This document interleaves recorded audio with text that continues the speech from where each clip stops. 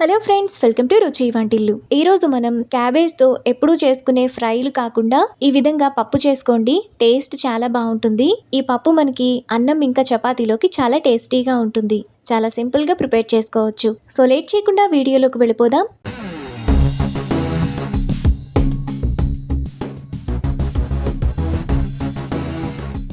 ముందుగా క్యాబేజ్ పప్పు చేసుకోవడానికి కుక్కర్ తీసుకొని అందులో 100 గ్రాములు కడిగిన కందిపప్పు, 1 గ్లాసు నీళ్లు,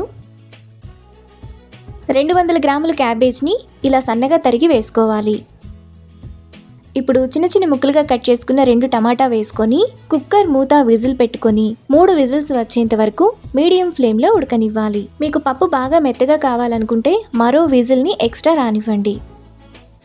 కుక్కర్ 3 విజిల్స్ వచ్చి ప్రెషర్ పోయిన తర్వాత ఉడికిన పప్పులో టేస్ట్కి తగినంత ఉప్పు, 1/2 టీ స్పూన్ పసుపు, 1 టీ స్పూన్ కారం, చిన్న నిమ్మకాయ సైజ్ అంత చింతపండు రసం వేసుకొని మెత్తగా మెదుపుకోవాలి. పప్పు మీకు కొంచెం పల్చగా లేదా గట్టిగా కావాలనుకుంటే వాటర్ని అడ్జస్ట్ చేసుకోవచ్చు. పప్పును ఈ విధంగా మెదుపుకున్న తర్వాత పక్కన పెట్టుకోవాలి. ఇప్పుడు స్టవ్ మీద ప్యాన్ పెట్టుకొని అందులో 1 టేబుల్ స్పూన్ ఆయిల్ వేసుకోవాలి. ఆయిల్ వేడైన తర్వాత 1 టీ స్పూన్ తాలింపు గింజలు వేసుకొని ఫ్రై చేసుకోవాలి. ఆవాలు చిట్పట్లాడిన తర్వాత 1/2 టీ స్పూన్ ఇంగువ, 5 కచ్చాపచ్చాగా దంచిన వెల్లుల్లి రెప్పలు, 1 ఎండుమిరపకాయ, కొద్దిగా కరివేపాకు, సన్నగా తరిగిన 1 ఉల్లిపాయ, 2 పచ్చిమిరపకాయలు వేసుకొని ఉల్లిపాయలను మీడియం ఫ్లేమ్లో బాగా ఫ్రై చేసుకోవాలి. ఉల్లిపాయలు ఈ విధంగా వేగిన తర్వాత ముందుగా మనం పక్కన పెట్టుకున్న పప్పును వేసుకొని కలుపుకోవాలి.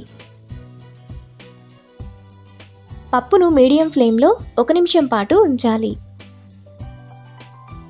1 నిమిషం తర్వాత క్యాబేజ్ పప్పు మనకు ఈ విధంగా చాలా టేస్టీగా రెడీ అయిపోతుంది. ఇప్పుడు ఈ పప్పును బౌల్లోకి తీసుకొని వేడివేడి అన్నంలో నెయ్యి వేసుకొని తింటే ఎంతో టేస్టీగా ఉండే క్యాబేజ్ పప్పు రెడీ. ఈ రెసిపీని మీరు కూడా ట్రై చేసి మీకు టేస్ట్ ఎలా కుదిరిందో నాకు కామెంట్స్లో షేర్ చేయండి. ఈ వీడియో కనుక మీకు నచ్చినట్లయితే లైక్ చేసి, షేర్ చేసి, సబ్స్క్రైబ్ చేయండి.